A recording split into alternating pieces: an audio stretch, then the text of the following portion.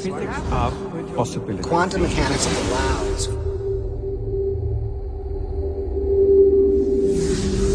supreme mind. The brain is capable of millions of neural net. Biochemical An emotional response. There's a great version. The brain does not know the difference between what it sees in its environment and what it remembers. We are running the holodeck.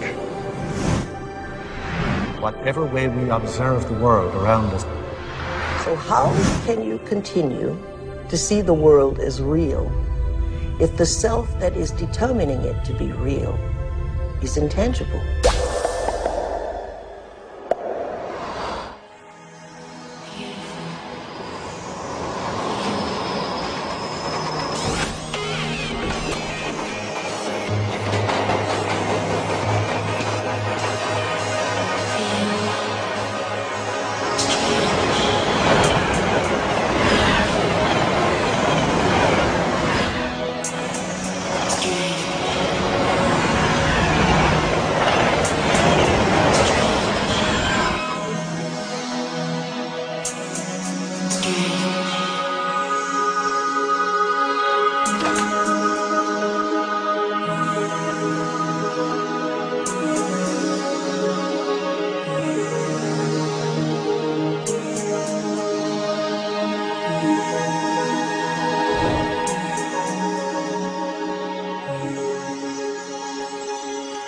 Are all realities existing simultaneously?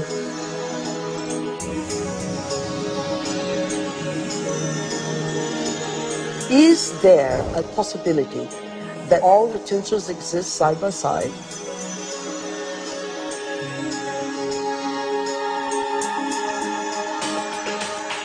Have you ever seen yourself through the eyes of someone else that you have become?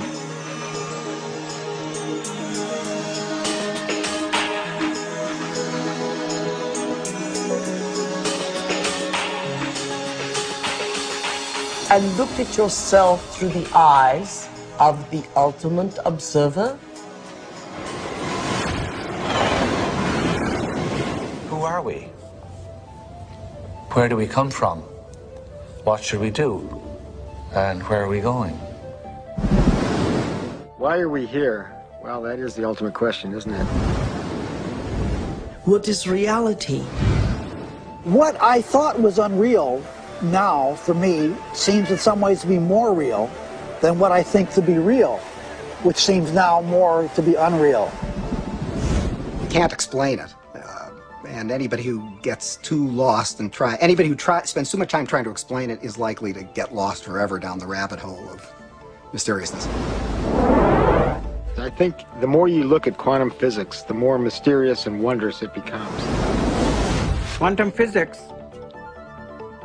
in very succinctly speaking, is a physics of possibilities. These are questions. These are addressing questions of how the world feels to us, of whether there's a difference between the way the world feels to us and the way it really is. Have you ever thought about what thoughts are made of? I think some of the things we're seeing with the children today is a sign that the culture is in the wrong paradigm and not appreciating the power of thought. Every age, every generation has its built-in assumptions that the world is flat, or that the world is round, etc. There are hundreds of hidden assumptions, things we take for granted that may or may not be true. Of course, in the vast majority of cases, historically, these things aren't true. So presumably, if history is any guide, much about what we take for granted about the world simply isn't true. But we're locked into these precepts without even knowing it oftentimes. That's a paradox. Modern materialism strips people of the need to feel responsible. And often enough, so does religion.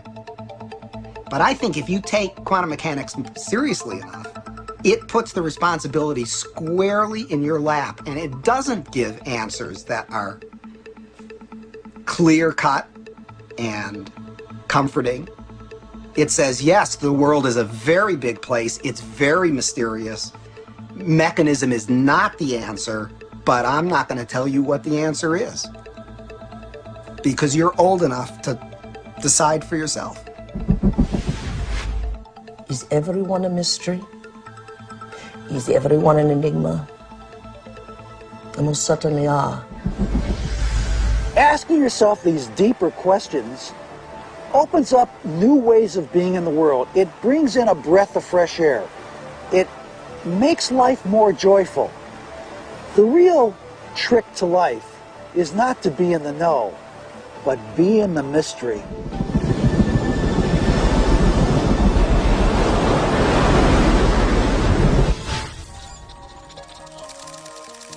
It's time to get wise.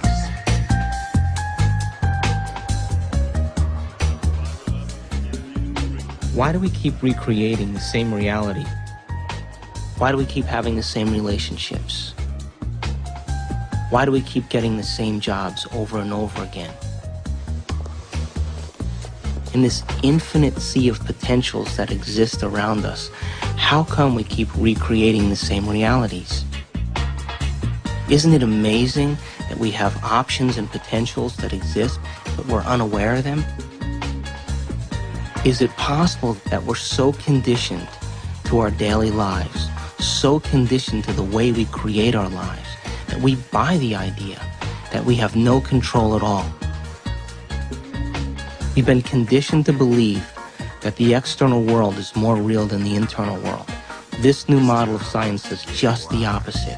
It says what's happening within us will create what's happening outside of us. There's a physical reality that is absolutely rock solid, and yet it only, if you want to put it this way, it only comes into existence when it bumps up against some other piece of physical reality. That other piece may be us, and of course we're partial to those moments. But it doesn't have to be either. It could be just some incidental rock comes flying along and interacts with this fuzzy mass of stuff, and sure enough, it provokes it into a particular state of existence. And there were philosophers in the past that said, look, if I kick a rock and I hurt my toe, that's real. I feel that, it feels real, it's vivid, and that means that it's reality. But it's still an experience, and it's still this person's perception of it being real. Scientific experiments have shown that if we take a person and hook their brains up to certain PET scans or computer technology and ask them to look at a certain object, and they watch certain areas of the brain light up, and then they've asked them to close their eyes and now imagine that same object. And when they imagine that same object, it produced the same areas of the brain to light up as if they were actually visually looking at it. So it caused scientists to back up and ask this question. So who sees then? Does the brain see? Or do the eyes see? And what is reality? Is reality what we're seeing with our brain? Or is reality what we're seeing with our eyes? And the truth is that the brain does not know the difference between what it sees in its environment and what it remembers, because the same specific neural nets are then firing. So then it asks the question, what is reality?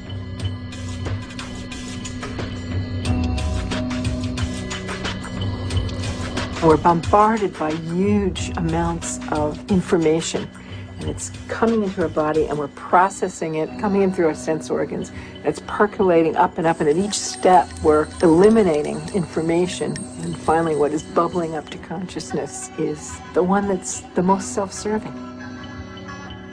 The brain processes 400 billion bits of information a second, but we're only aware of 2,000 of those. But our awareness of those 2,000 bits of information are just about the environment, our body, and about time.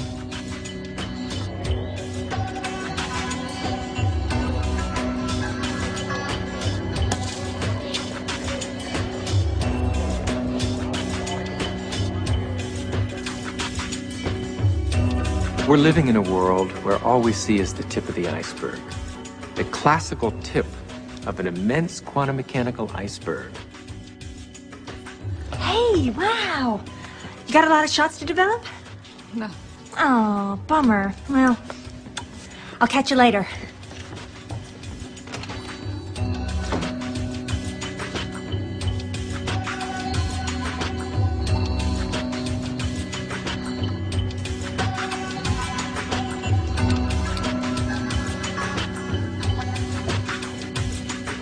If the brain is processing 400 billion bits of information, and then our awareness is only on 2,000, that means reality is happening in the brain all the time. It's receiving that information, and yet we haven't integrated it.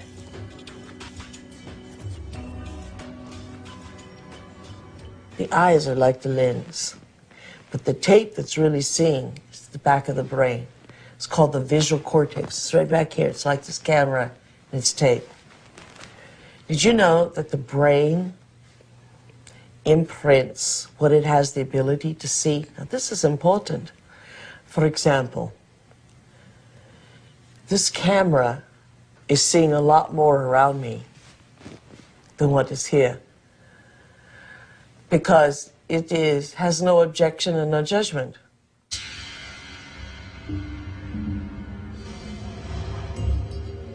The only movie that's playing in the brain is what we have the ability to see.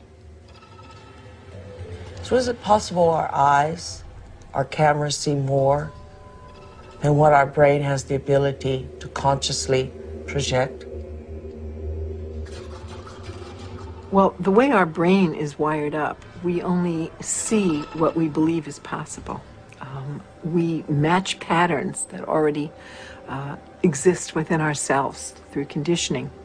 So a wonderful story that I believe is true is that when the Indians, the Native American Indians on the Caribbean islands, saw Columbus's ships approaching, they couldn't see them at all because it was so unlike anything they had ever seen before.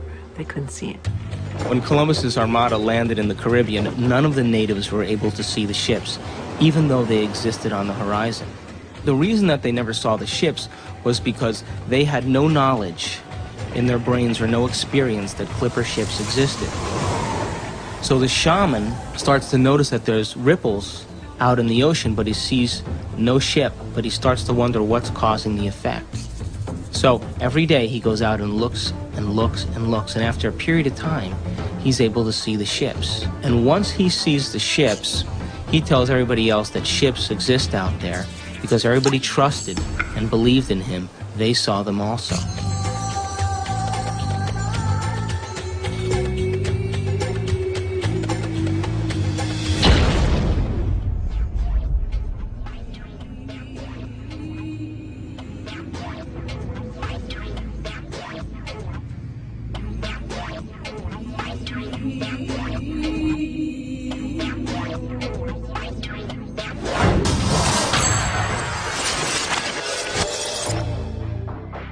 We create reality. We're reality-producing machines. We create the effects of reality all the time. We always perceive something after reflection in the mirror of memory. As far as whether or not we're just living in a big holodeck or not, it's a question that we don't necessarily have a good answer to. I think this is a big philosophical problem that we have to deal with in terms of what science can say about our world, because we are always the observer in science. So we are still always constrained by what is ultimately coming into the human brain that allows us to see and perceive the things that we do. So it is conceivable that all of this really is just a great illusion that we have no way of really getting outside of to see what is really out there. Your brain doesn't know the difference between what's taking place out there and what's taking place in here. There is no out there, independent of what's going on in here.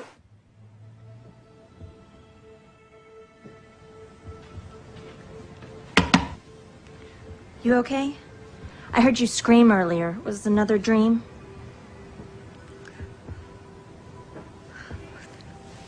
You were an Indian, watching Columbus's ship materialize out of thin air. Wow.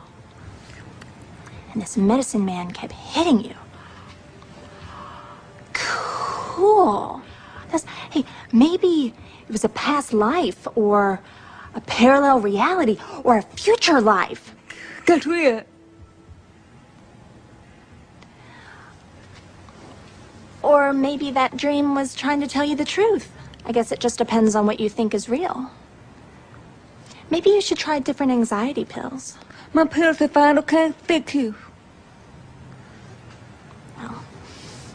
I have to go get dressed. I hope you feel better, Amanda.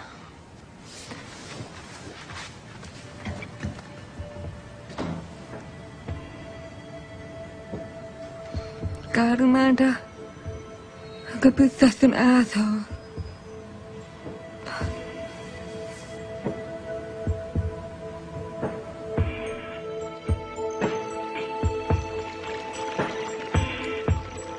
There actually are choices in the direction of how a life can go that are contingent upon small-level quantum effects not being washed out. First of all, let's talk about the subatomic world, and then we'll talk about what it's telling us about reality. The first thing I want to tell you about the subatomic world is it's totally a fantasy created by mad physicists trying to figure out what the heck is going on when they do these little experiments. By little experiments, I mean big energy in little spaces and little pieces of time. It gets pretty nutty at that realm of things, and so subatomic physics was invented to try to figure that all out. We need a new science down there. It's called quantum physics, and it is subject to a whole range of debatable hypotheses, thoughts, feelings, intuitions as to what the heck is really going on. Matter is not what we have long thought it to be. To the scientist, matter has always been thought of as sort of the ultimate in that which is static and predictable. Within all the atoms and molecules, all the space within them, the particles take up an insignificant amount of the volume of an atom or molecule, the fundamental particles. The rest of it is vacuum. What seems to happen is that particles appear and disappear all the time. So where do they go when they're not here? Now, that question is tricky. I'm going to give you two answers. Answer number one, they go into an alternative universe where the people in that universe are asking the same question about those particles when they come into our universe. They say, where do they go? There's a great mystery called the mystery of the direction of time. There's a certain sense in which the fundamental laws of physics that we have don't make any interesting distinction, say, between past and future. For example, it's a puzzle from the standpoint of the fundamental laws of physics. Why we should be able to remember the past and not have the same kind of epistemic access to the future. It's a puzzle from the standpoint of these laws why we should think something like, by acting now, we can affect the future but not the past. These things, that we have a different kind of epistemic access to the past and the future, that we have a different kind of control by acting now over the future than we do over the past. These things are so fundamental to the way we experience the world that that it seems to me not to be curious about them is to be, 3/4 of the way to being dead.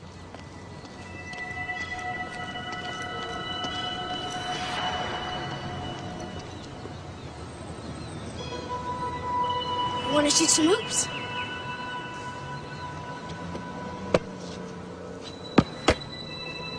No, you don't have to be like that. Come on and play. Look, he likes you. Don't you have time for a little one-on-one? How long has it been since you played? Come on, you got the ball. Take a shot. No, my lady, not from there. It's out of bounds. Gotta be on the court to be in play.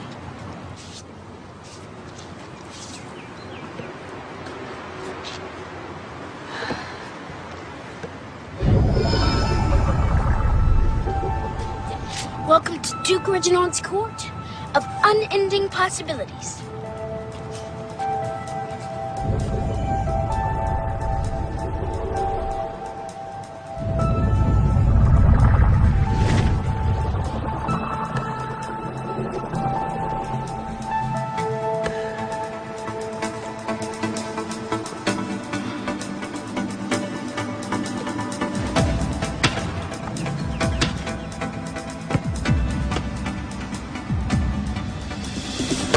Court rules. Gotta sink the last one. For her. never touched you. And it's not solid. This ball is mostly empty. In fact, the universe is mostly empty.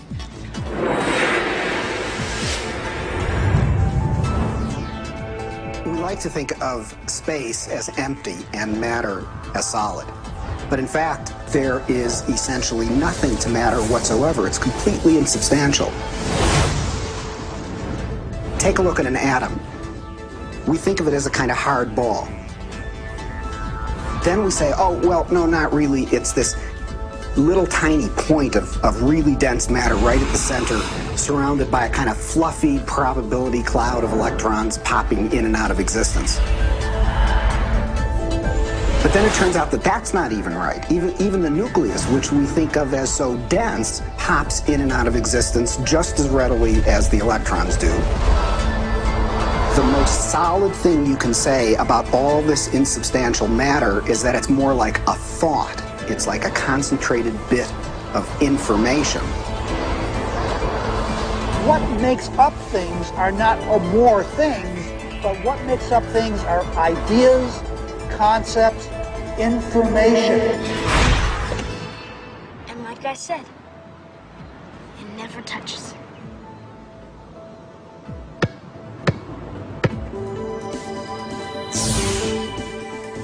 Those electrons build up a charge and push the other electrons away before they touch. So nobody touches nothing. Come on, put your stuff down. Nobody's gonna take it. Like I said, this is my court. It's no problem.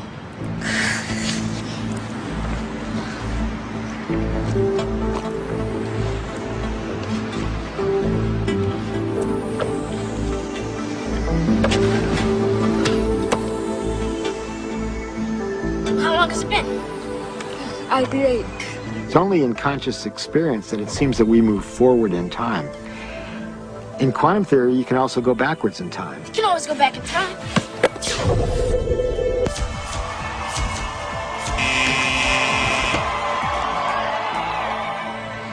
What's the matter?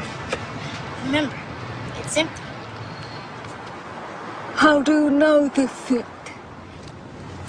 I read Dr. Quantum comics. Everybody thinks it's just kid stuff, but I know it's real. That's how I do my magic on the court. Yeah, I always choose the Wonder Boy first. He's got the weirding way. Well, Dr. Quantum says everybody's got it. Everybody's doing it. Doing it constantly. Each and every time you look. When you ain't looking, it's like a wave. When you are looking, it's like a particle. When you are not looking, there are waves of possibility. When you are looking, then there are particles of experience.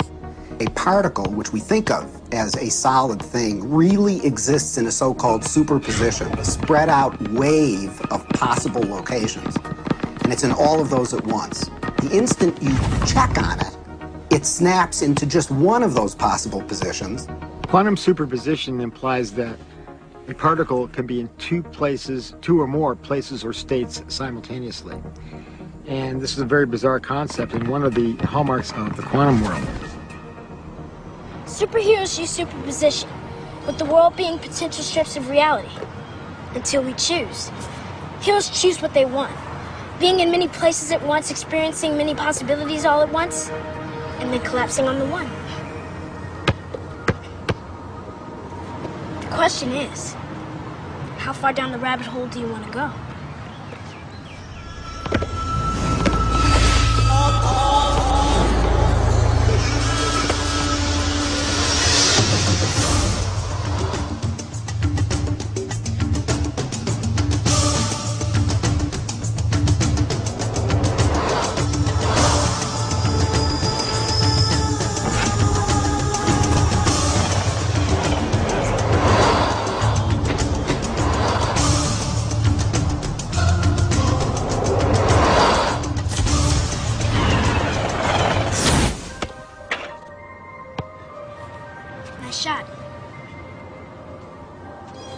How can a system or an object be in two or more states at the same time? It's very easy. Instead of thinking of things as things, we all have a habit of thinking that everything around us is already a thing, existing without my input, without my choice. You have to banish that kind of thinking. Instead, you really have to recognize that even the material world around us, the chairs, the tables, the rooms, the carpet, camera included, all of these are nothing but possible movements of consciousness. And I'm choosing moment to moment out of those movements to bring my actual experience into manifestation. This is the only radical thinking that you need to do. But it is so radical, it's so difficult, because our tendency is that the world is already out there, independent of my experience. It is not. Quantum physics has been so clear about it. Heisenberg himself, co-discoverer of quantum physics, said atoms are not things. They are only tendencies. So instead of thinking of things, you have to think of possibilities. They're all possibilities of consciousness. You now can see in numerous labs around the United States objects that are large enough to be seen by the naked eye, and they are in two places simultaneously. And you can actually take a photograph of that. Now, I suppose if you showed a photograph, they'd say, oh, great, here's this nice blob of colored light, and I see there's a bit of it over here, and another bit of it. So you got a picture of two dots. What's the big deal? And if so, well, look right in the chamber. You can see it right there. Oh, I see two things there. You say, no, that's not two things. That's one thing. It's the same thing in two places. I'm not sure that people's jaw would drop about it, because I don't think people really believe it. And I don't mean that people say, oh, you're lying, or, oh, the scientists are confused. I think it is so mysterious that you can't even understand how amazing it is. And then furthermore, you've seen Star Trek and whatnot. Beam me up, Scotty. So it all seems sort of, oh, well, what does that really mean? But you've got to really stop and think about what that means, that it's the same object and it's in two places at once. And people tinker in the lab and they get angry about things and they have lunch and they go home and they lead their lives just as though nothing utterly astounding is happening, because, of course, that's how you have to go about it. And yet there is this completely amazing magic sitting right in front of your eyes. Quantum physics calculates only possibilities. But if we accept this, then the question immediately comes, what chooses among these possibilities to bring the actual event of experience? So we immediately see that consciousness must be involved. The observer cannot be ignored. We know what an observer does from a point of view of quantum physics, but we don't know who or what the observer actually is. Doesn't mean we haven't tried to find an answer. We've looked. We've gone inside of your head. We've gone into every orifice you have to find something called an observer, and there's nobody home. There's nobody in the brain. There's nobody in the cortical regions of the brain. There's nobody in the subcortical regions or the limbic regions of the brain. There's nobody there called an observer. And yet we all had this experience of being something called an observer, observing the world out there. Is this the observer, and which is so intricate to understanding the wacky, weird world of quantum particles and how they react? Is this, then, the observer? In my modeling, the observer is the spirit inside the four-layered biobody suit. And so it's like the ghost in the machine. It is the consciousness that's driving the vehicle. And it is observing the surround. The four layers of the biobody suit have all kinds of sensory systems to pick up signatures from the surround.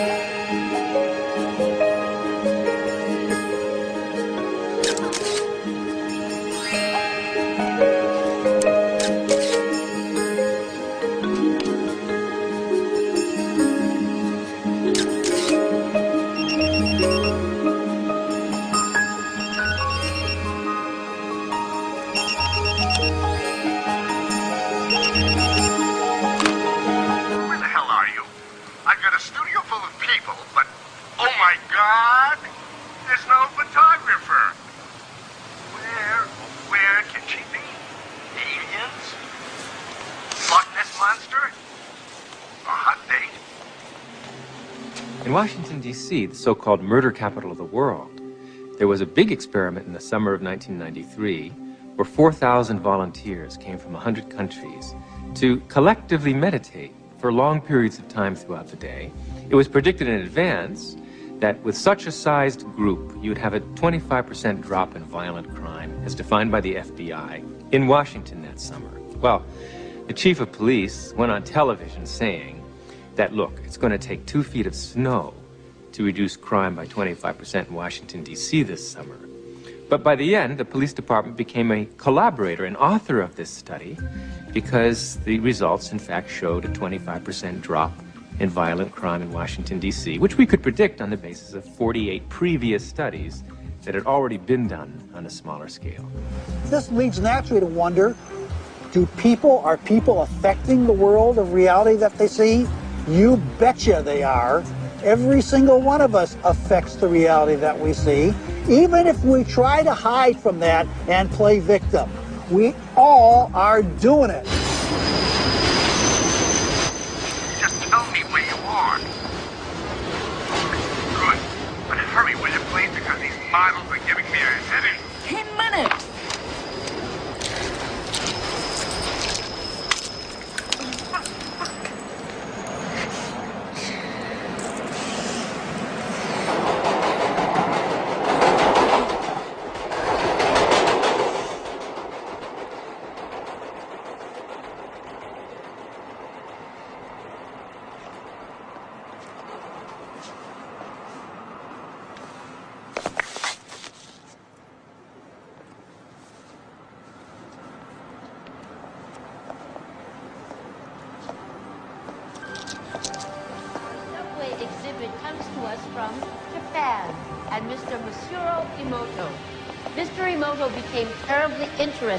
In the molecular structure of water and what affects it. Now, water is the most receptive of the 4 elements. Mr. Emoto thought perhaps it would respond to non-physical events. So he set up a series of studies, applied mental stimuli, and photographed it with a dark field microscope. This first picture is a picture of water from the Fujiwara Dam. And this picture is the same water after receiving a blessing from a Zen Buddhist monk. Now, in this next series of pictures, Mr. Emoto printed out words, taped them to bottles of distilled water, and left them out overnight. This first photograph is a picture of the pure distilled water, just the essence of itself. These subsequent photographs, as you can see, are each different. This is the chi of love. And we move along here to thank you. And you can see where he taped that to this bottle here. But if you read Japanese, you already knew that. Now, Mr. Emoto speaks of the thought or intent being the driving force in all of this. The science of how that actually affects the molecules is unknown, except to the water molecules, of course. And it's really fascinating when you keep in mind that 90% of our bodies are water.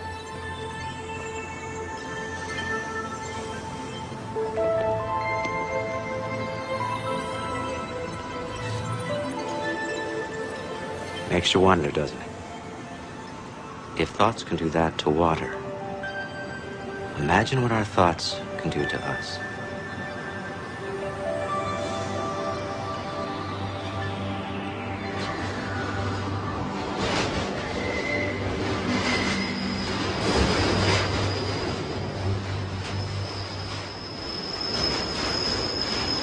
Absolutely, thought alone can completely change the body. Most people don't affect reality in a consistent, substantial way because they don't believe they can. They write an intention and then they erase it because they think that's silly. I mean, I can't do that. And then they write it again and then they erase it. So time average, it's a very small effect.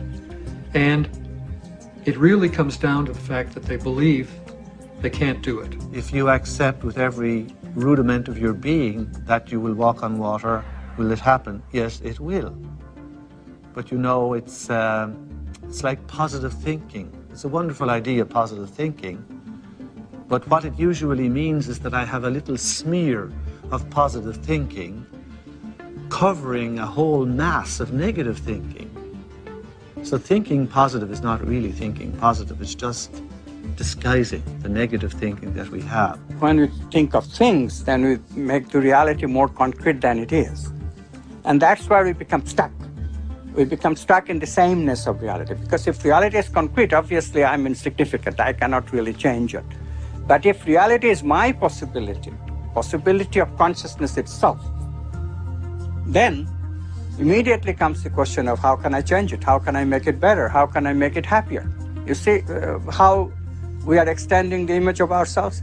In the old thinking, I cannot change anything because I don't have any role at all in reality. Reality is already there. It's material objects moving in their own way from deterministic laws. And mathematics determines what they will do in a given situation.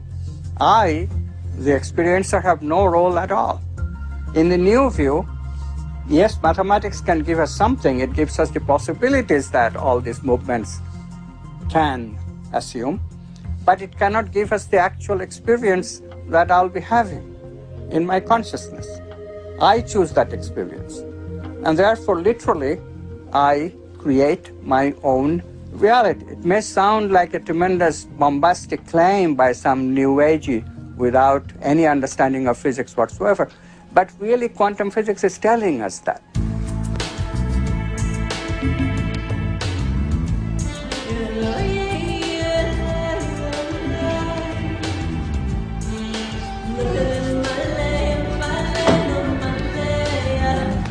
Hey, how was the shoot? Go.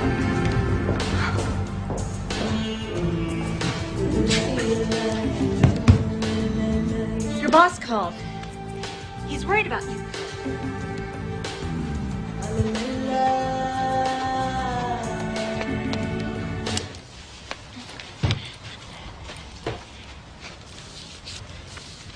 Amanda, I want to thank you for letting me stay here. I know I'm a bit much sometimes and that it's been tough after Bob and all. And you've just been so wonderful. I mean, I make a mess and, well, I clean up afterwards, but it's not really your style. Sometimes I think you make me sane. Me? The day I make someone sane, they're in trouble.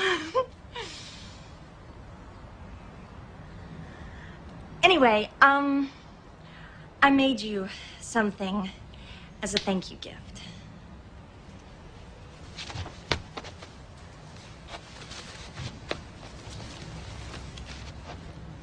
Open it.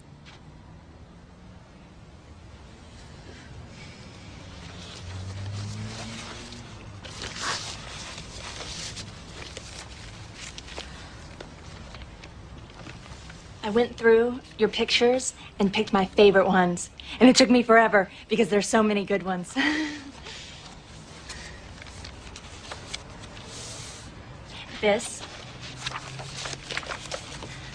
That's for all the wonderful photos you will be taking.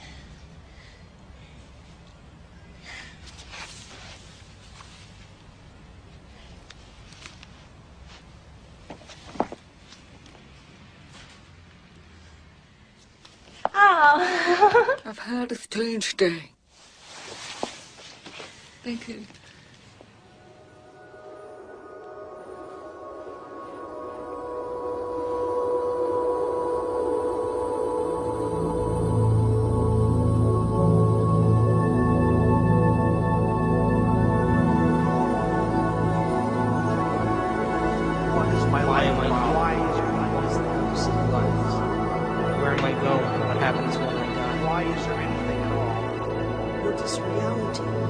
It makes you wonder, doesn't it?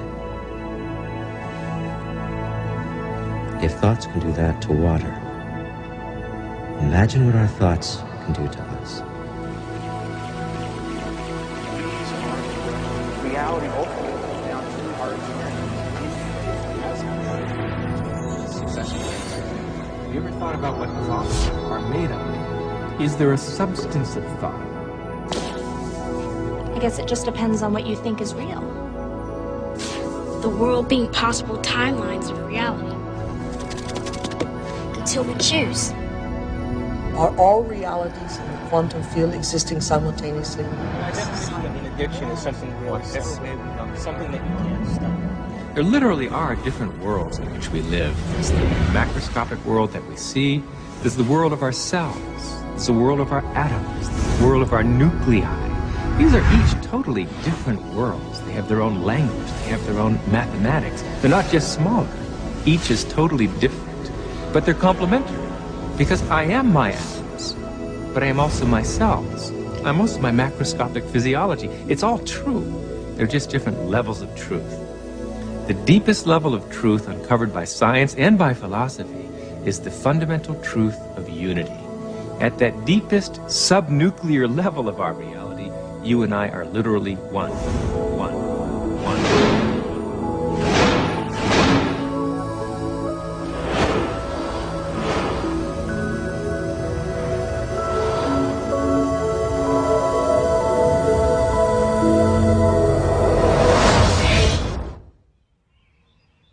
I wake up in the morning and I consciously create my day the way I want it to happen. Now, sometimes, because my mind is examining all the things that I need to get done, it takes me a little bit to settle down and get to the point of where I'm actually intentionally creating my day. But here's the thing, when I create my day, and out of nowhere, little things happen that are so unexplainable, I know that they are the process or the result of my creation. And the more I do that, the more I build a neural net in my brain that I accept that that's possible. It gives me the power and the incentive to do it the next day. In addiction, we have a supreme, beautiful opportunity to decipher the difference between our intangibility of our nobleness of character and the day-to-day business of how that character is revealed in a three-dimensional world through our bodies.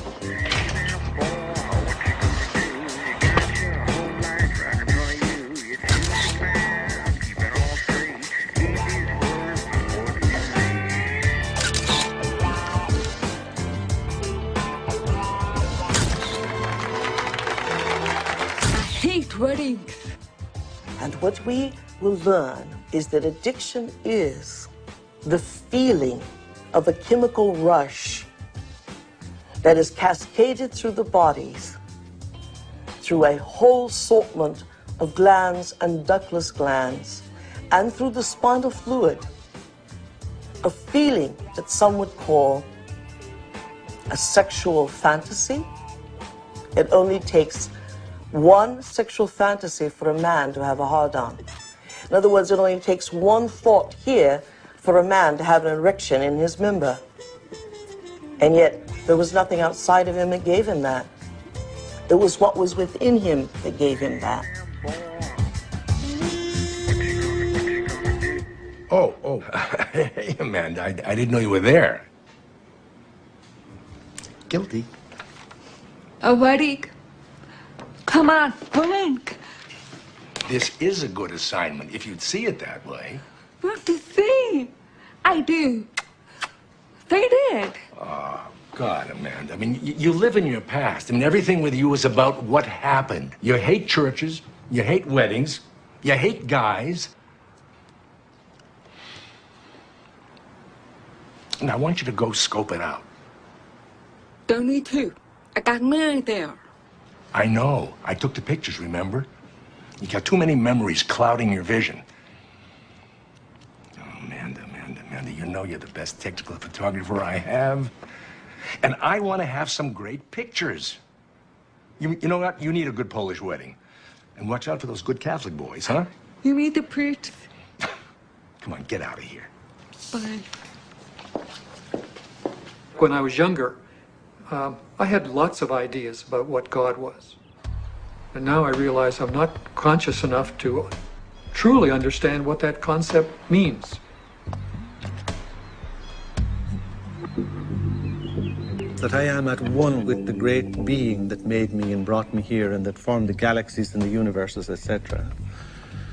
How did that get taken out of religion? It was not hard.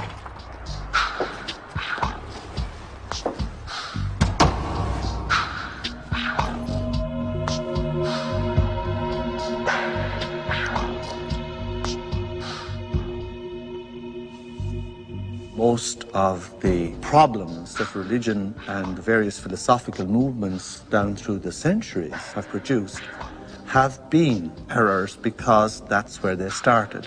That God is a distinct, separate being from us, to whom I must offer worship, whom I must cultivate, humor, please, and hope to attain a reward from at the very end of my life. That is not what God is.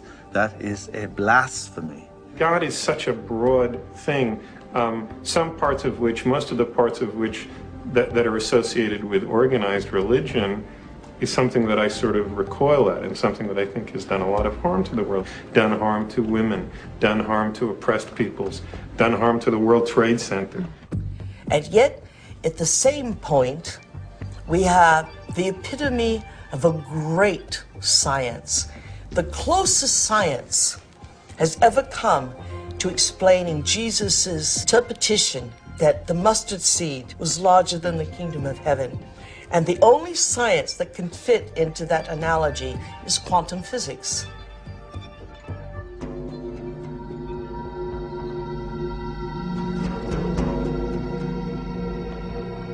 Now, we have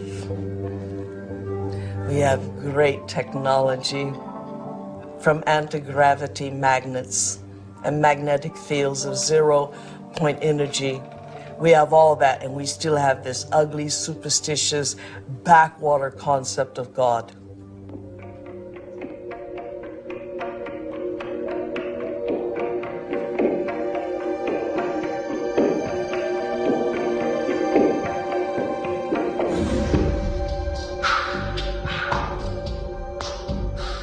People fall into line very readily when they're threatened by these cosmic sentences of everlasting punishment.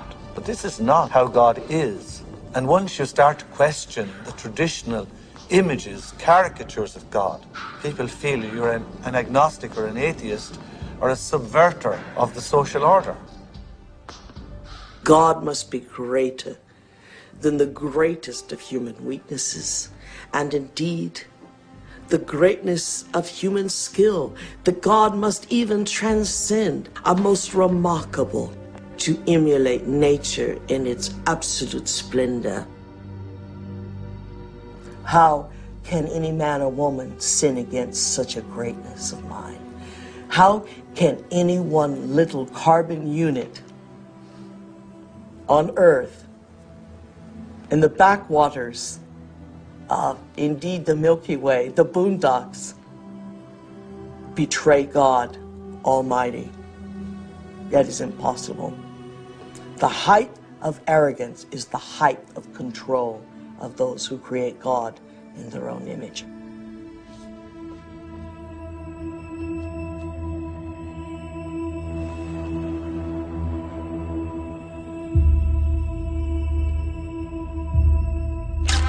I now present to you Mr. and Mrs. Richard Buck Filipowski.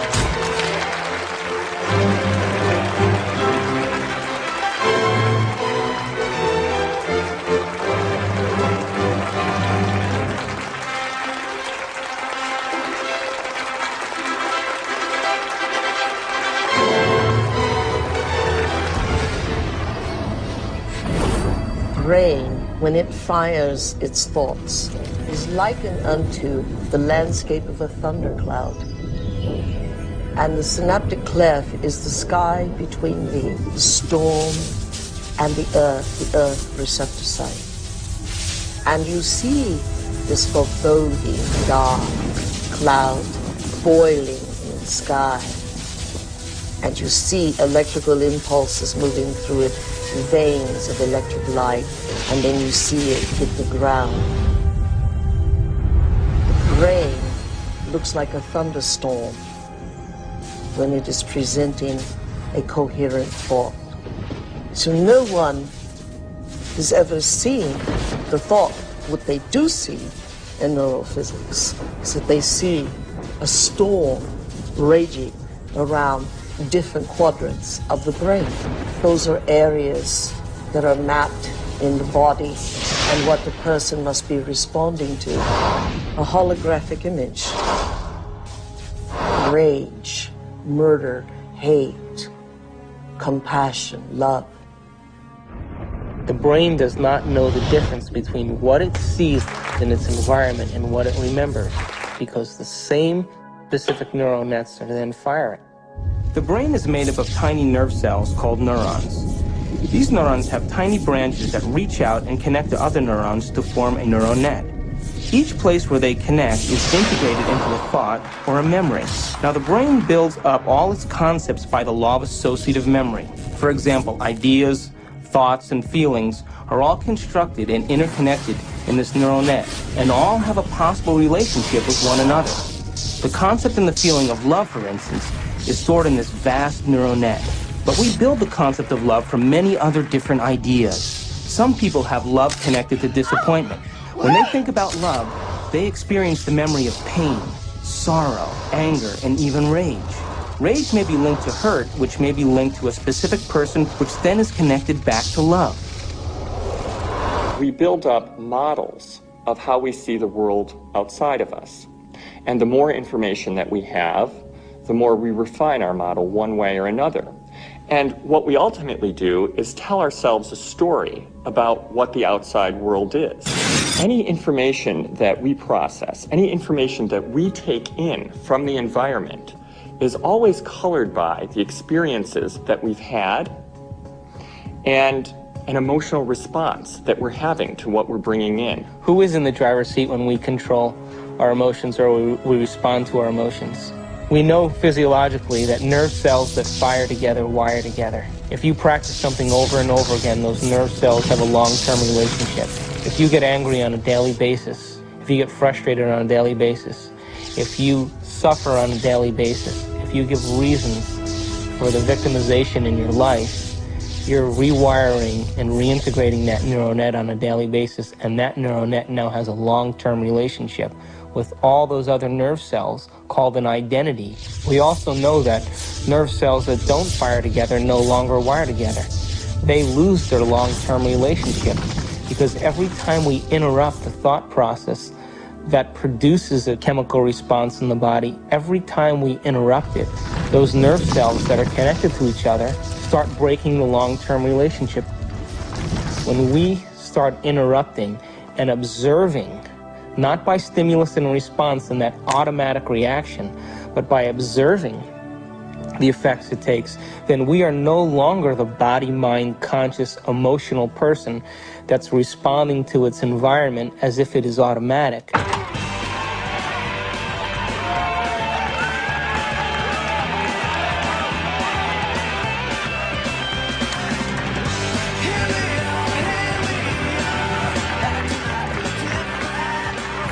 Does that mean emotions are good or emotions are bad?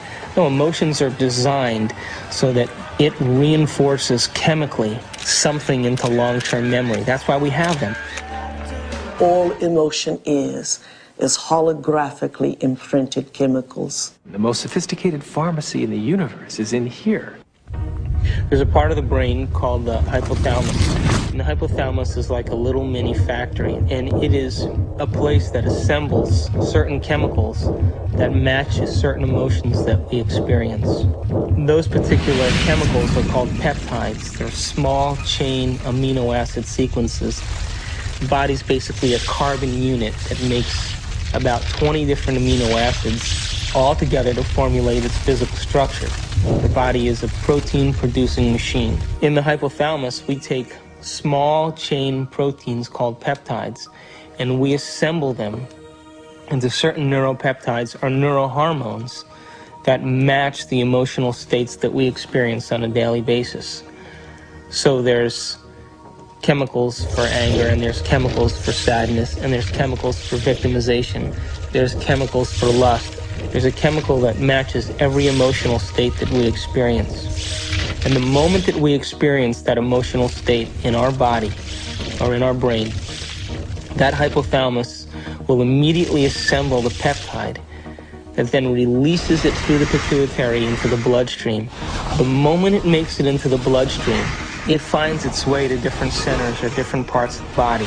Now, every single cell in the body has these receptors on the outside. And one cell can have thousands of receptors studding its surface, kind of opening up to the outside world. And when a peptide docks on a cell, it literally, like a key going into a lock, sits on the receptor surface and attaches to it and kind of moves the receptor, and kind of like a doorbell buzzing, sends a signal into the cell. It's party time!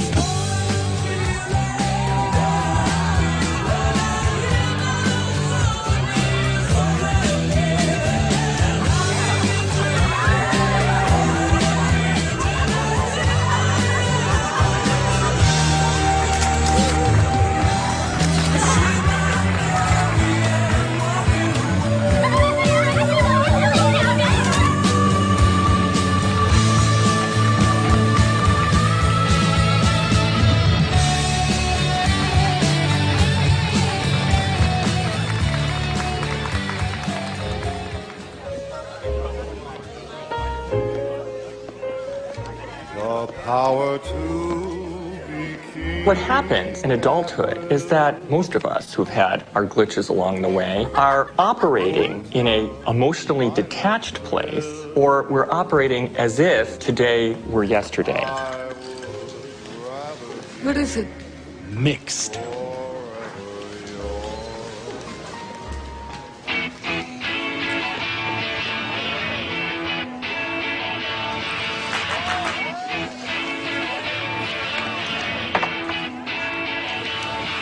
In either the disconnected place or the overly emotional reactive place, because they've gone to an earlier time in reality, the person is not operating as an integrated whole.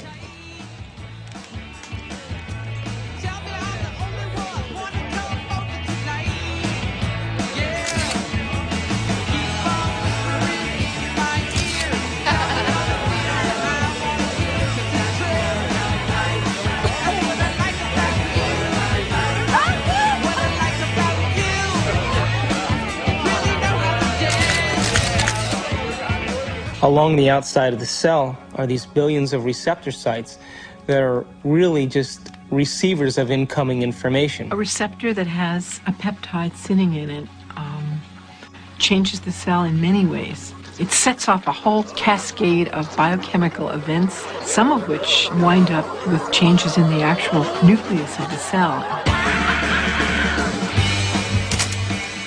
Hi, when I grew up, I want to become a photographer just like you. Oh. Got any tips? Take that picture. Thanks. Each cell is definitely alive, and each cell has a consciousness, particularly if we define consciousness as the point of view of an observer. There is always the perspective of the cell. Years later!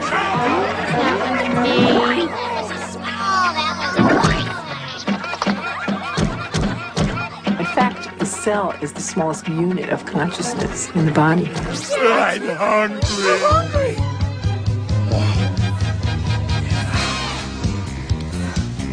Oh yeah! We've commandeered an entire thinking planet!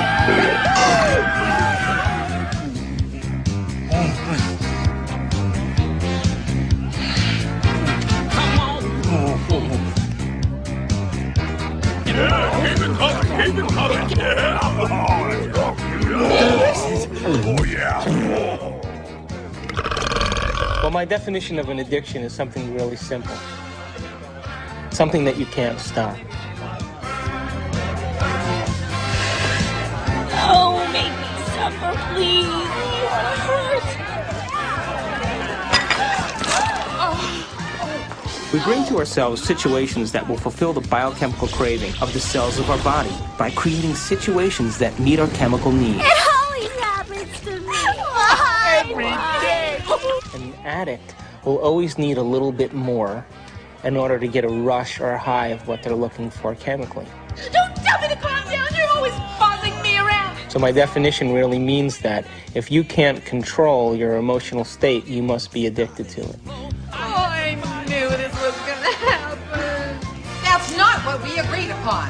You're not going to screw me. Read the contract, You dear. won't do anything about it, so I No, will. no, ma'am. Don't dip your half-eaten shrimp back into the cocktail sauce. Screw you and your health codes. I am the bride's sister. I'll stick my ass in the cocktail sauce if I damn well please. Come on. I want you to get out there and serve and make sure everybody has a full laugh. Fun, fun, fun. Listen, you won't do anything about it, so you won't Just like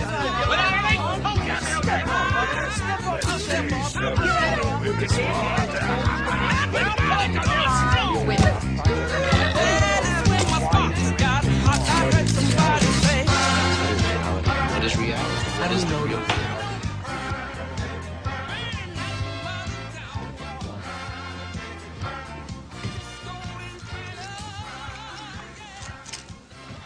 So how can anyone really say they're in love with a specific person, for example?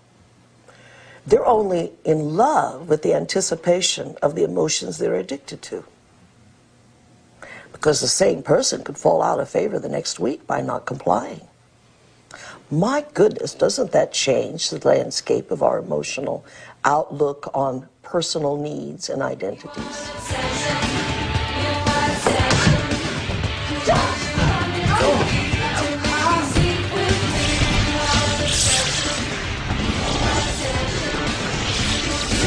Oh, yeah. Come here.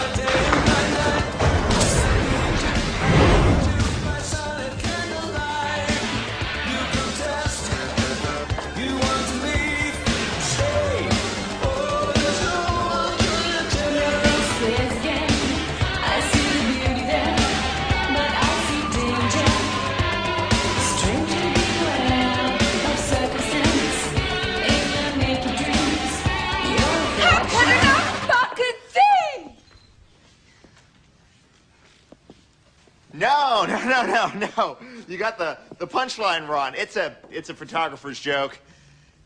Go on about your music?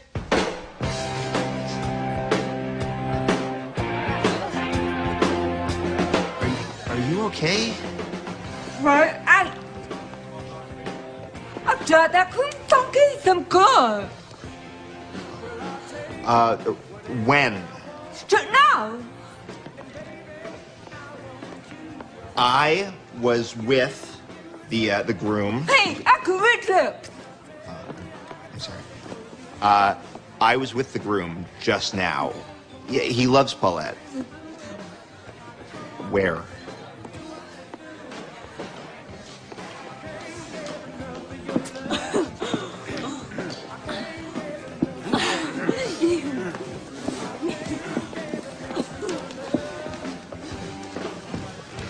Polacks, they all look the same in a tux.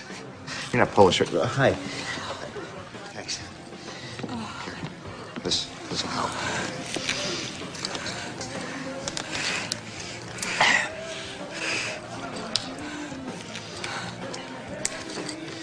Oh, thank you. No problem. That was in my mouth. Forget it.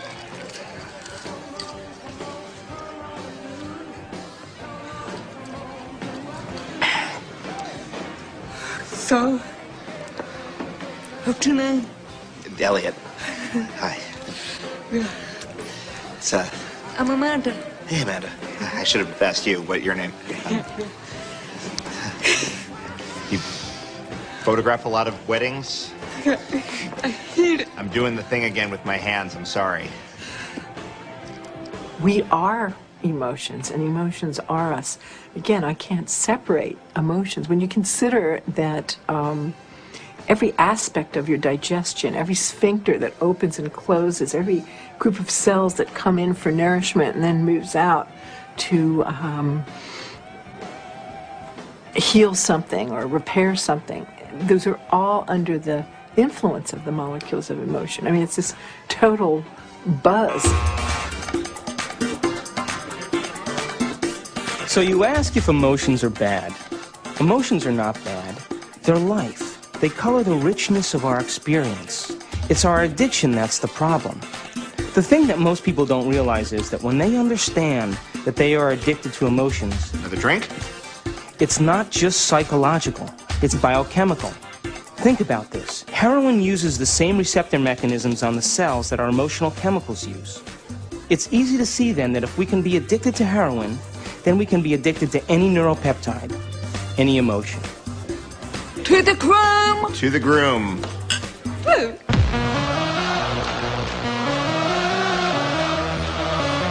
What's up, guys? What's up, man? Hello. What do we need?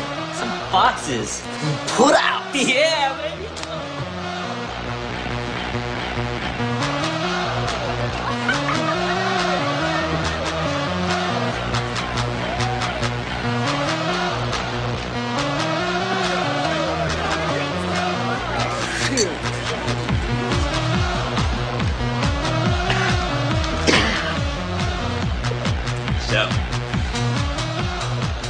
The relevant search command that's going on is related to finding a certain emotional state.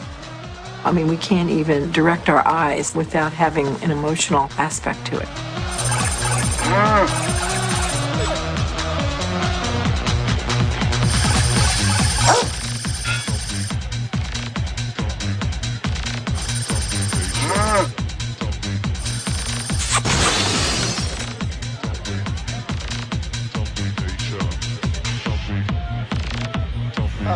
Oh, gosh.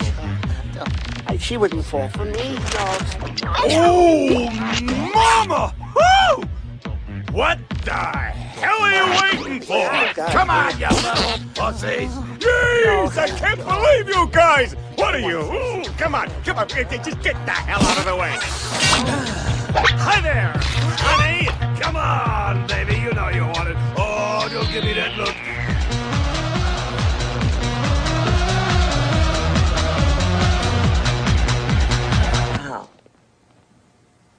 What about people who are addicted to sex?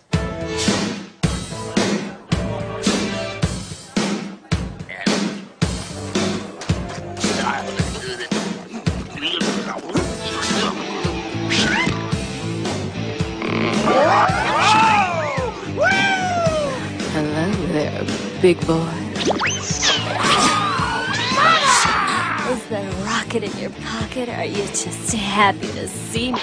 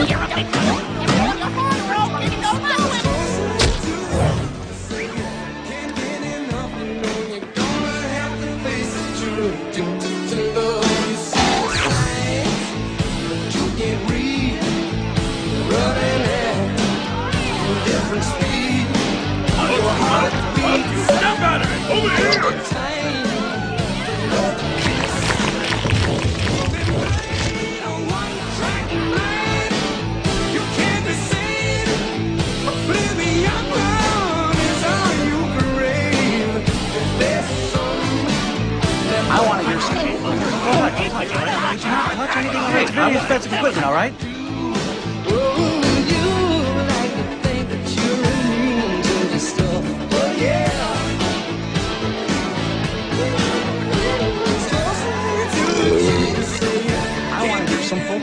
Okay? I'm gonna play These the people polka. want to hear some I know we're gonna play the You polka. can't have a Polish wedding without polka music!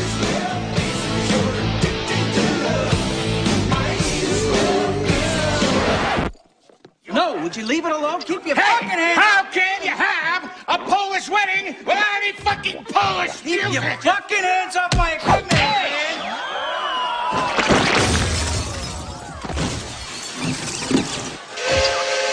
Like I said before, it ain't a Polish wedding without a polka!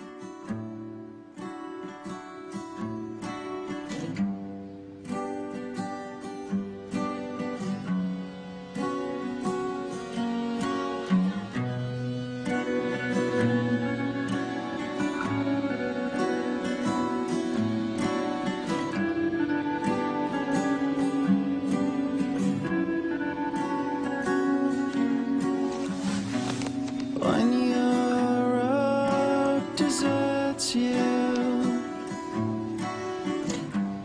and your feet disappear,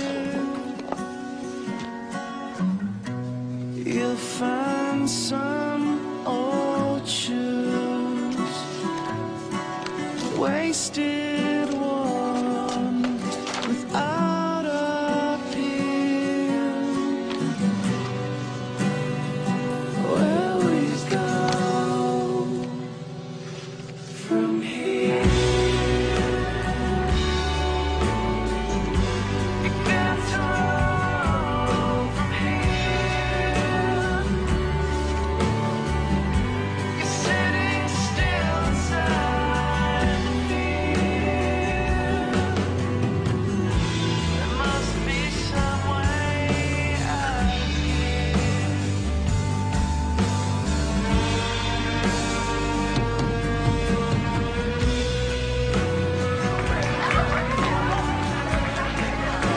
Our mind literally creates our body. So it all starts in the cell. The cell is a protein-producing machine, but it gets its signal from the brain. One of the things about receptors is they change in their sensitivity. If a given receptor for a given drug or internal juice is being bombarded for a long time at a high intensity, it will literally shrink up.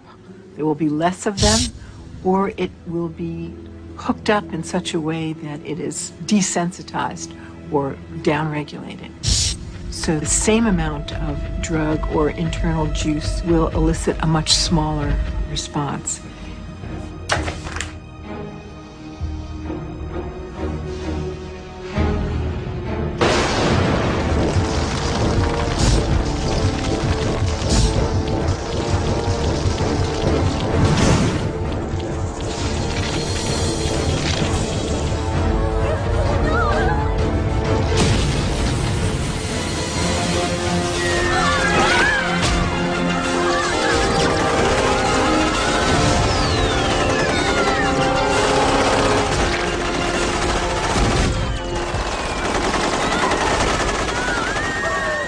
If we're bombarding the cell with the same attitude and the same chemistry over and over again on a daily basis, when that cell finally decides to divide, when it produces a sister cell or a daughter cell, that next cell will have more receptor sites for those particular emotional neuropeptides and less receptor sites for vitamins, minerals, nutrients, fluid exchange, or even the release of waste products or toxins.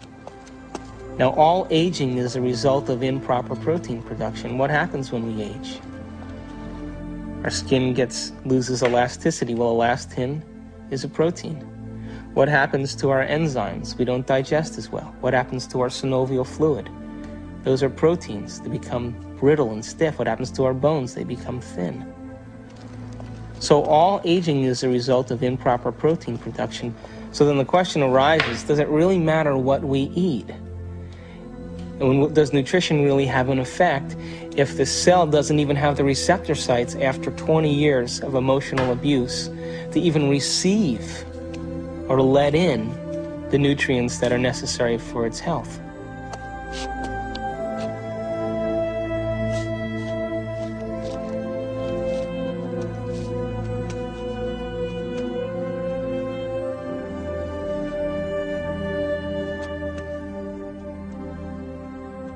Okay, guys, it's time for a course correction on our trajectory along the path of our adventure.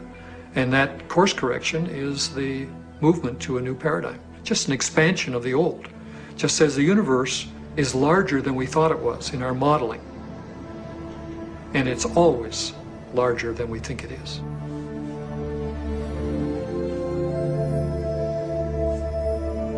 I hate you.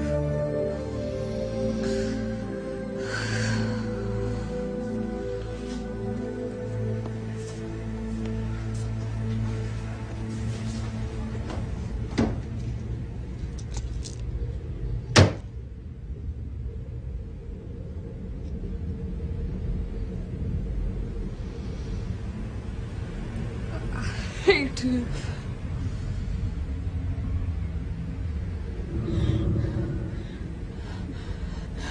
You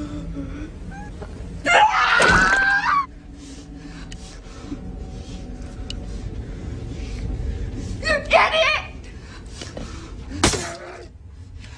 You suck! Look at you!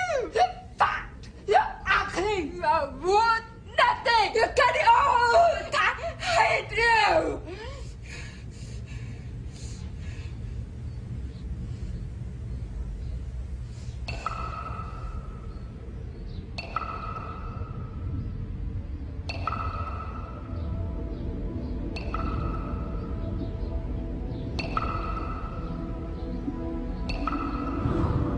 It makes you wonder, doesn't it? If thoughts can do that to water, imagine what our thoughts can do to us.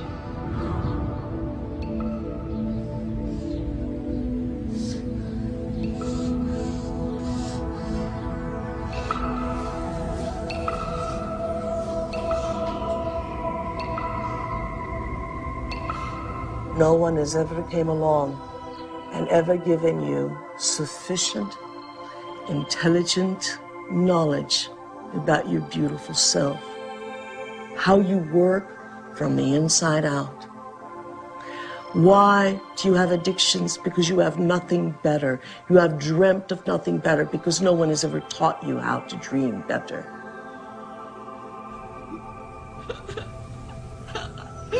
Do I think that you're bad? I don't think you're bad. Do I think you're good? I don't think you're good either. I think you're God.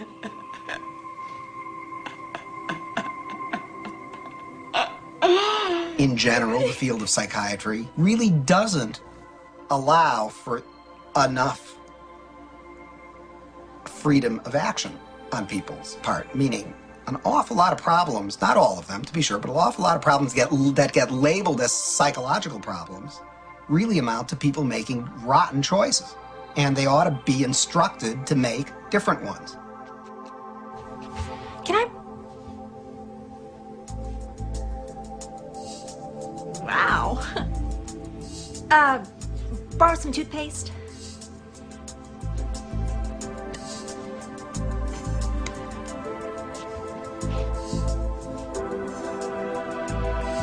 Thanks.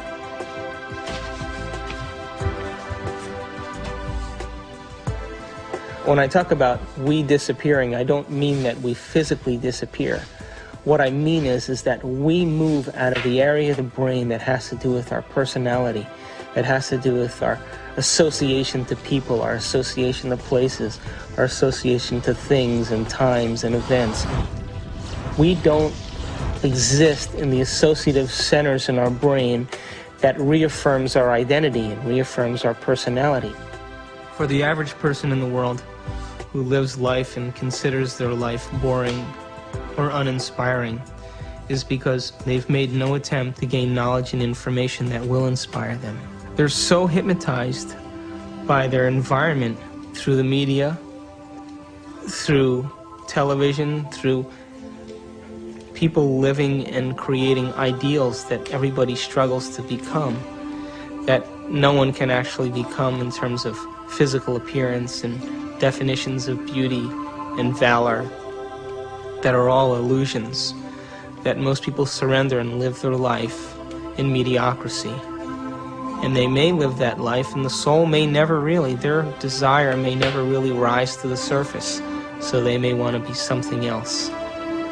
But if it does rise to the surface, and they ask themselves if there is something more, or why am I here? What is the purpose of life? Where am I going? What happens when I die? They start to ask those questions. They start to flirt and interact with the perception that they may be having a nervous breakdown. And in reality, what they're doing is that their old concepts of how they viewed their life in the world start to fall apart.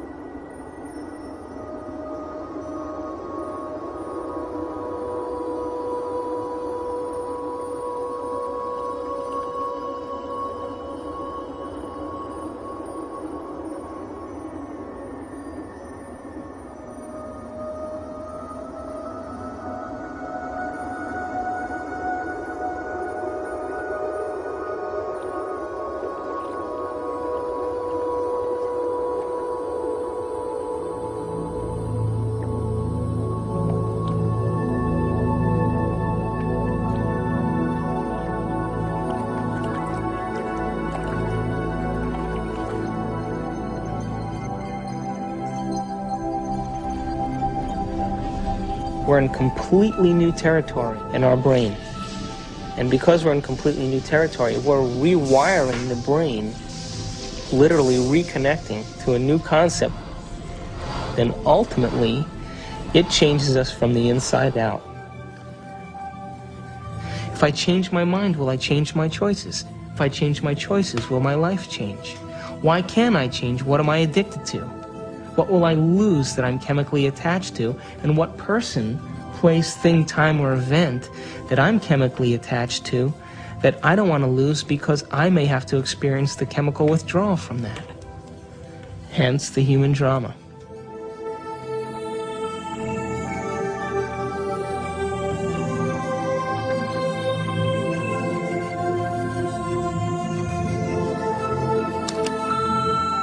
Amanda, it's Bob, and I'm just calling to say I hope that you can come tonight. I really want to see you. I really want to talk to you.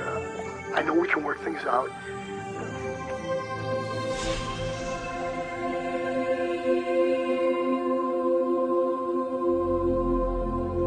It's the only planet in the Milky Way that has habitation that is steeped in enormous subjugation of religion. You know why that is? Is because people have set up right and wrong. If I do this, I'm going to get punished by God. If I do the other thing, I'm going to get rewarded.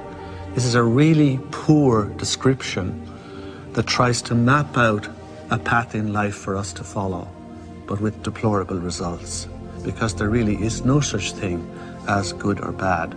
We're judging things far too superficially that way. Does that mean you're in favor of sin and licentiousness and depravity? No. It simply means that you need to improve your expression and understanding of what you're dealing with here. There are things that I do, and I know they'll evolve me. There are other things that will not evolve me. But it's not good or bad. And there's no God waiting to punish you because you did one or the other. There is no God condemning people. Everyone is God's. At the same time, God is this sort of placeholder name for those parts of our experience of the world which are somehow transcendent, somehow sublime. I have no idea what God is. Yet I have an experience that God is. There is something very real about this presence called God. Although I have no idea how to define God, to see God as a person or a thing, I can't seem to do it. It's kind of like asking a human being to explain what God is similar to asking a fish to explain the water in which the fish swims. God is the superposition of all the spirit from all things. You are a God in the making, and you have to walk this path. But someday, you have to love the abstract as much as you love the condition of addiction. The only way that I will ever be great to myself is not what I do to my body, but what I do to my mind.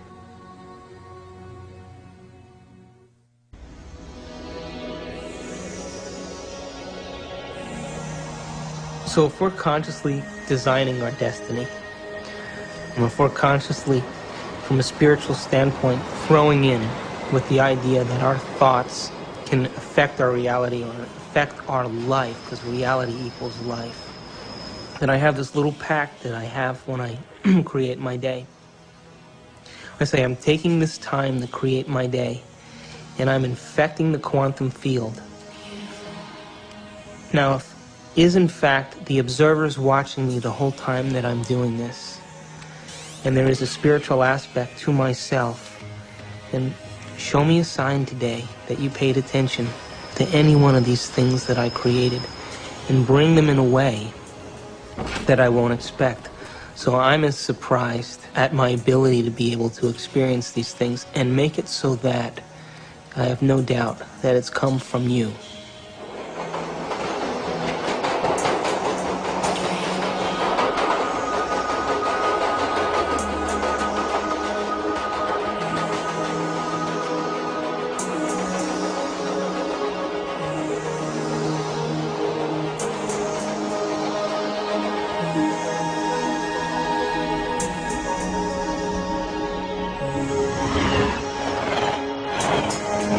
The brain is capable of millions of different things that that people just really should learn that how incredible they actually are and how incredible their minds actually are, and that not only do they have this unbelievable thing within their head that can do so many things for them and can help us learn and can actually change and adapt, and it can make us something better than what we actually are, and it can actually help us to transcend ourselves. That there may be some way that it can actually take us to a higher level of our existence where we can actually understand the world in a deeper way, where we can understand our relationship to things and people in a deeper way, and we can ultimately make more meaning for ourselves in our world. We can show that there's a spiritual part of our brain, but it's a part that we all can have access to, and it's something that we can all do.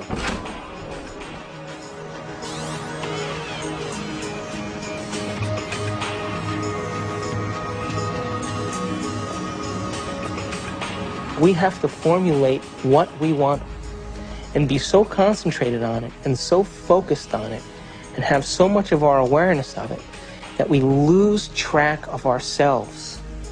We lose track of time. We lose track of our identity. And the moment we become so involved in that experience that we lose track of ourselves, we lose track of time, that picture is the only picture that's real, and everybody's had that experience when they've made up their mind that they've wanted something.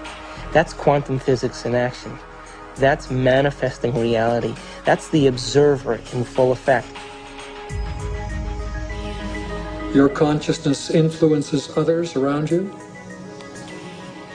It influences material properties. It influences your future. You are co-creating your future.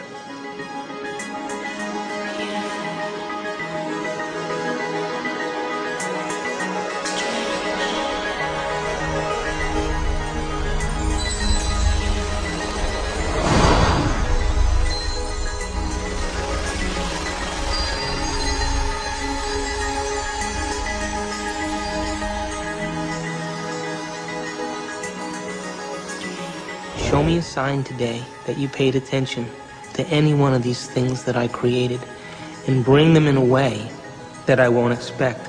So I'm as surprised at my ability to be able to experience these things and make it so that I have no doubt that it's come from you.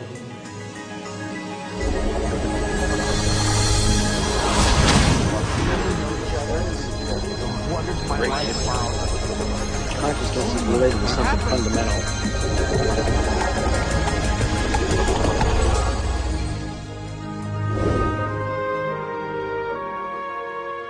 Have you ever seen yourself through the eyes of someone else that you have become? What an initiation.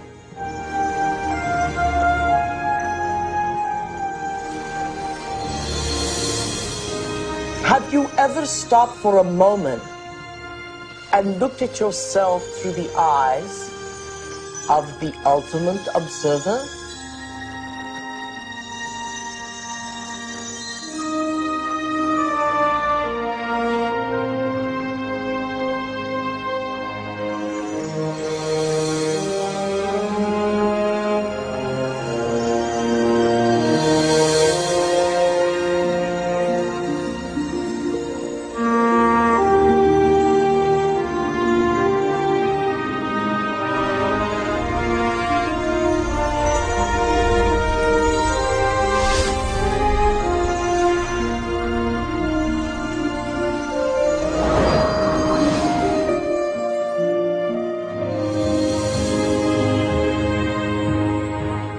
I am much more than I think I am. I can be much more even than that.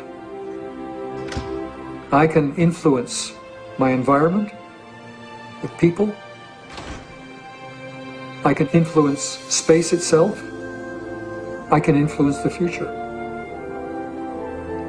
I am responsible for all those things. I and the surround are not separate. They're part of one. I'm connected to it all. I'm not alone.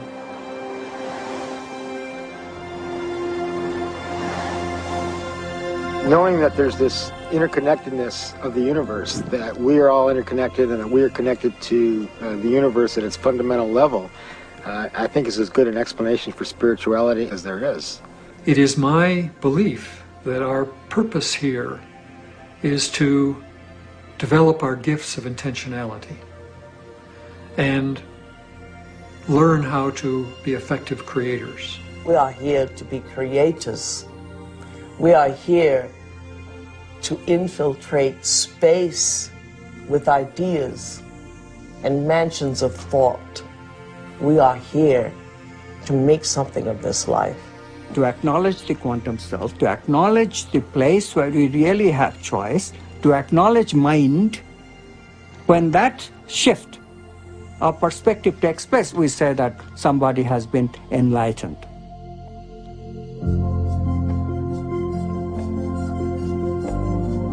Quantum mechanics allows for the intangible phenomenon of freedom to be woven into human nature.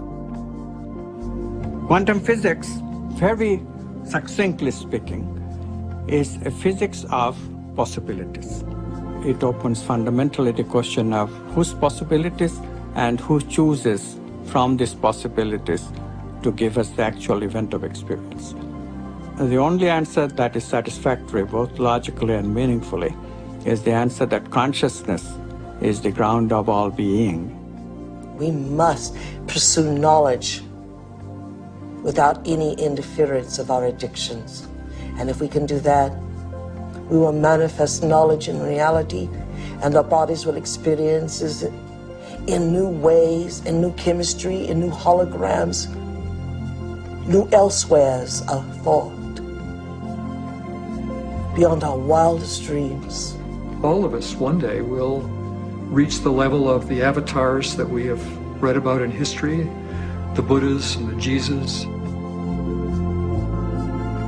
Welcome to the kingdom of heaven, without judgment, without hate, without testing, without anything.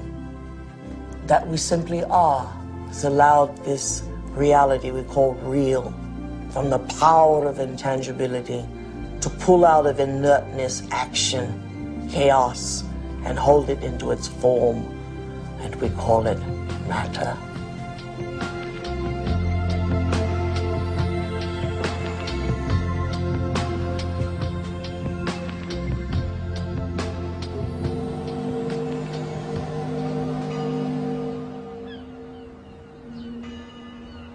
How can we measure the effects? We get to live our life and see then if somewhere in our lives something's changed. And then if it has changed, we become the scientists to our life, which is the whole reason why we're here.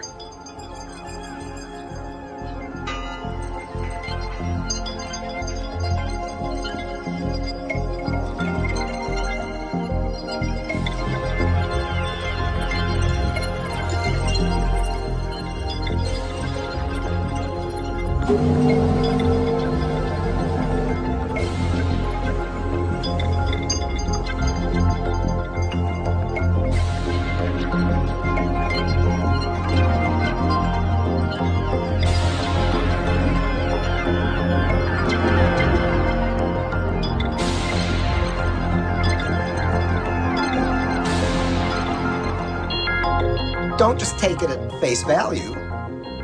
Test it out and see whether it's true.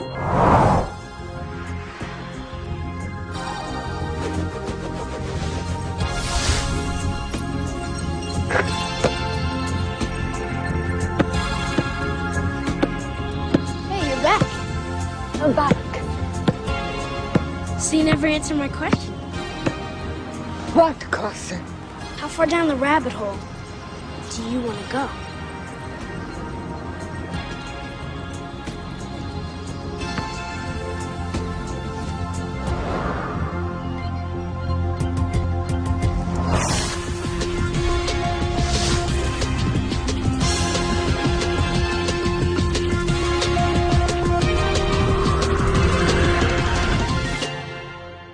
Ponder that for a while.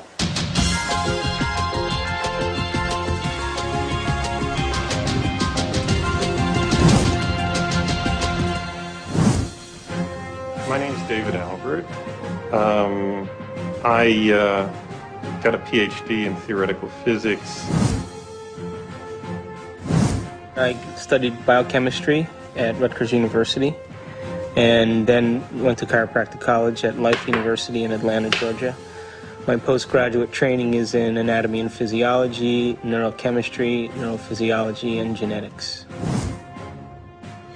I study quantum physics. I sometimes teach it. I've written a book on quantum physics and many books explicating the meaning of quantum physics. After my PhD from Harvard, I went to CERN, the European Laboratory for Particle Research, and then joined faculty at Stanford. And my work there has been the development of unified quantum field theories. I have about 100 publications in this area, but perhaps I'm best known for the discovery of supersymmetric flipped SU5 grand unified field theory.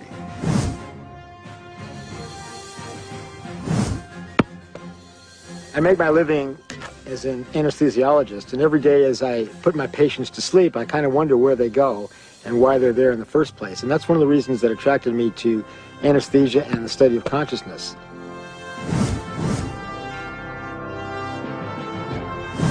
My name is Michal Ledwith, and for most of my life I was a professor of theology. I'm Dr. Daniel Monti. I'm a physician with specialty training in psychiatry and human behavior. I'm on the full-time faculty at the Jefferson Medical College. I actually got very interested in studying this whole topic of the brain and spirituality because it had to do with a lot of the questions that I was asking ever since I was a child about reality and how we understood truth and what was real. And as I grew up and as I realized that while spirituality was in some senses a very important part of trying to find those answers, science also was a very crucial part. And I was ultimately looking for some way of bringing those two forces together.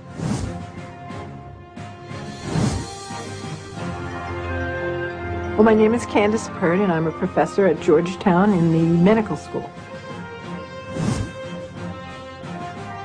Here we are actually filming great thinkers. Everyone in this room is a great thinker.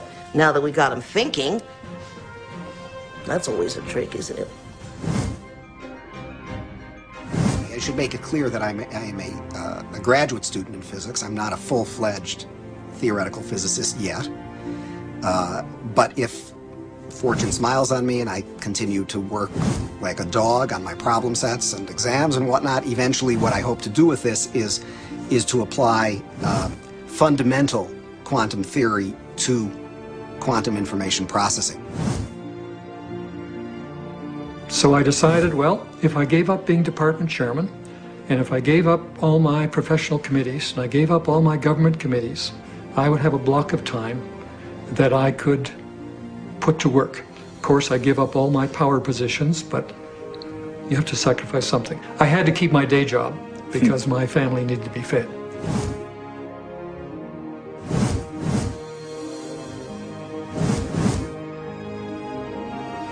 I presume that you're asking me how scientists can sound this wacko because I must be sounding wacko. It's really an interesting question. If you study science long enough, and seriously enough, and dig deeply enough, if you don't come out feeling wacko about it, you haven't understood a thing.